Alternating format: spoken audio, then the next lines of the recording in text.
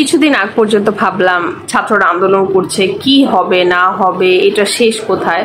তো এই চিন্তার তো অবসান ঘটলো। এখন নতুন একটা চিন্তা শুরু হয়েছে এবং 24 আওয়ার্স আমার এখন ডিউটি পড়ে গেছে টিভি দেখা, ফোন চেক করা, কোথায় কোন নিউজ আসলো, মানে কি আপডেট আসলো, এইগুলো দেখা। কোন রাজনৈতিক নেতাকে কোথা থেকে ধরলো এবং কিভাবে ধরলো, কাকে দাড়ি সহ ধরলো, কাকে দাড়ি ছাড়া ধরলো, কাকে 3 পিস পরে ধরলো, কাকে বোরখা পরে ধরলো, কাকে এয়ারপোর্টে মাস্ক সহ ধরলো, কাউকে আবার নৌকায় ধরলো, কাকে লুঙ্গি পরা ধরলো, মানে যা তা অবস্থা। কিছুদিন আগ পর্যন্ত যারা নিজেদের চেহারা বা নিজেদের দাম্ভিকতা, নিজেদের ক্ষমতার বড়াইয়ে কারো হাতের নাগালে আসতো না, তারা এখন এই সাধারণ জনগণ, মনে করেন আমাদের মতো সাধারণ জনগণের চোখের আড়াল হওয়ার জন্য যে কোথায় যাবে সে রাস্তাটা খুঁজে পাচ্ছে না। একটা জিনিস দেখে, একটা কথা শুনে, নিউজ দেখে খুবই অবাক হয়ে গেলাম। একজন রাজনৈতিক নেতা তো কোনোভাবে সে বিশ্বাস করতেই পারছে না যে তার নেত্রী বা তার দল সরকার হিসেবে এখন নেই। ন্যাচারাল রিভেঞ্জ কিন্তু খুবই ডেঞ্জারাস একটা জিনিস। আজকে আপনি যেটা করছেন কালকে আপনি এটা ফেরত পাবেন, এইটা একদম ফিক্সড।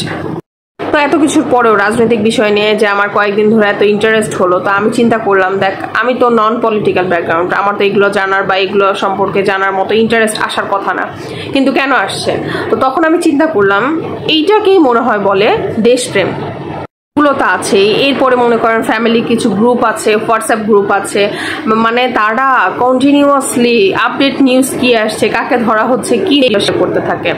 তো একটা সময় এমন অবস্থা হয়ে গিয়েছে যে আমার রাতের ঘুমও হারাম হয়ে গিয়েছে এবং ঘুমের মাঝখানেও এখন ব্রেক টাইম দিতে হয়, 3-4 বার রাতে ঘুমের মাঝখানে ব্রেক টাইম দিয়ে চেক করতে হয় কি নিউজ আসলো, কি আপডেট আসলো, এই জিনিসগুলো চেক করা লাগে। লিটারালি আমি একটা যুদ্ধের ময়দানে আছি যে কোনো একটা নিউজ আমাকে মিস করা যাবে না, প্রত্যেকটা নিউজের আপডেট আমার কাছে থাকতে হবে। রাজনীতির ঊর্ধ্বে এখন কোনো আর ট্রেন্ডিং টপিক নাই, এটা ফ্যামিলি বলেন, কলিগ বলেন, ফ্রেন্ড সার্কেল বলেন, মানে হাই হ্যালোর পরে শুরু হয়ে গেল দেশের কি অবস্থা, কি চলতেছে, কি হচ্ছে, কি হতে যাচ্ছে, এই সব নিয়ে আর কি আলোচনা।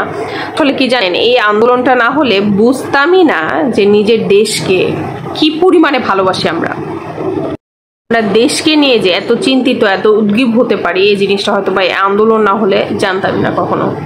বলবো ক্ষমতা এবং দাম্ভিকতার বড়াই না দেখিয়ে নিজের মনুষ্যত্বের বড়াই দেখান, অবশ্যই আপনাকে কেউ ছুঁয়ে দেখারও সাহস পাবে না।